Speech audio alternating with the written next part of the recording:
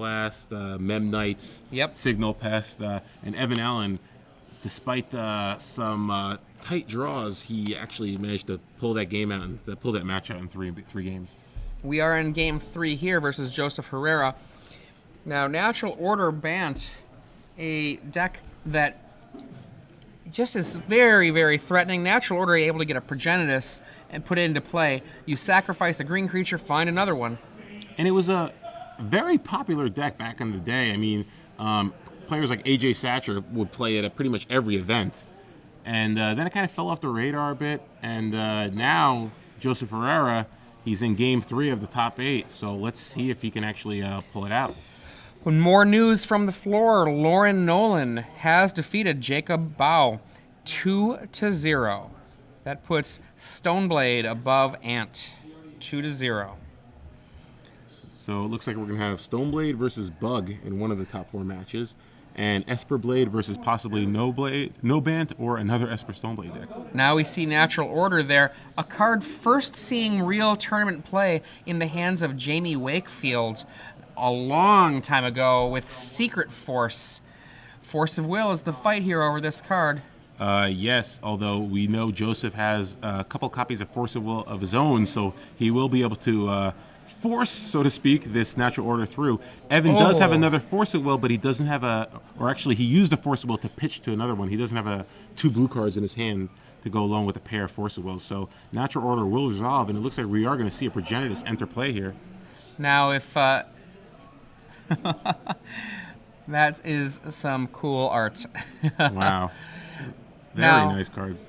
The real problem when you're fighting against... That's a From the Vault Legends Progenitus. The real problem when you're fighting a deck like No Bant, Progenitus, look at that. Protection from everything, 10-10.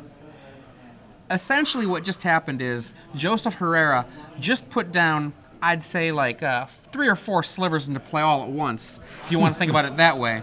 He put down, you know, a 2-turn clock that if Evan does not immediately answer, and how do you answer it? Well, you know, you have Supreme Verdict. That is one of the few answers you have. Beyond that, though, there's really, you know, he has 1 copy in his main, 1 in his cyber, which I imagine probably came in. But yeah, beyond that, there's really nothing else. It's one of those monstrous cards that's tough to answer. Yeah, when you're on a 2-turn clock, there's just not very many options. Yes. Jace the Mind Sculptor, doing its best impression of a speed bump, I think. And it will be able to dig for that Supreme Verdict that he needs.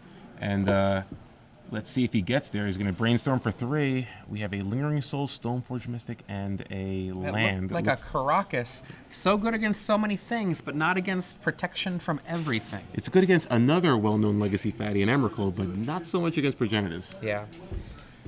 So Evan kind of takes a sigh a bit. Does he have a Sackland even to reshuffle? He's got a Stoneforge Mystic.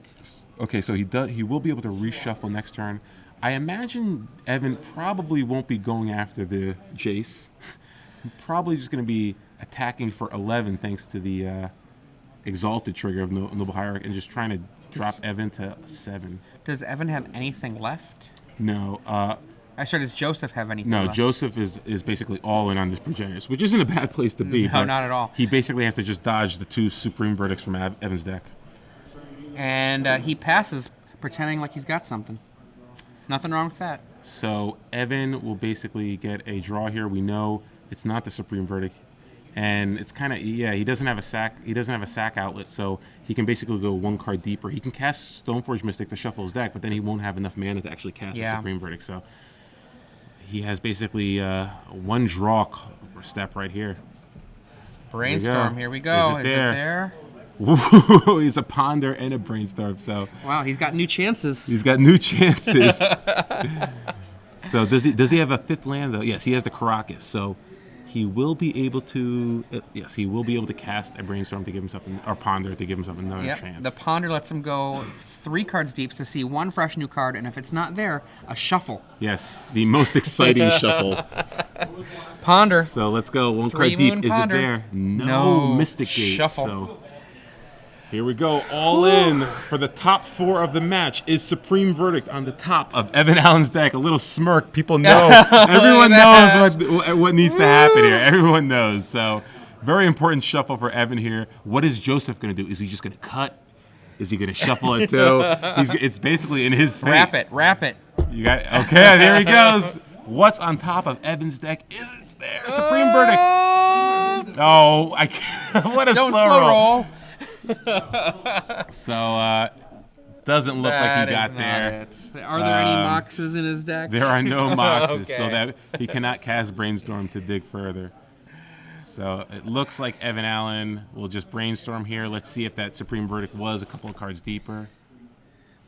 Brainstorm resolves. Looks like it wasn't there either. So Evan Allen loses There to we Joseph are. Herrera, no ban, defeats Esper Stoneblade 2-1, and he moves on to the top 4. This is our only contested victory. Everyone else rolled their opponent 2-0, 2-0, 2-0. But here went to game 3. One of the really cool things about No Bant, what I was kind of alluding to before about the sliver comment, No Bant does not play out like a aggro control deck.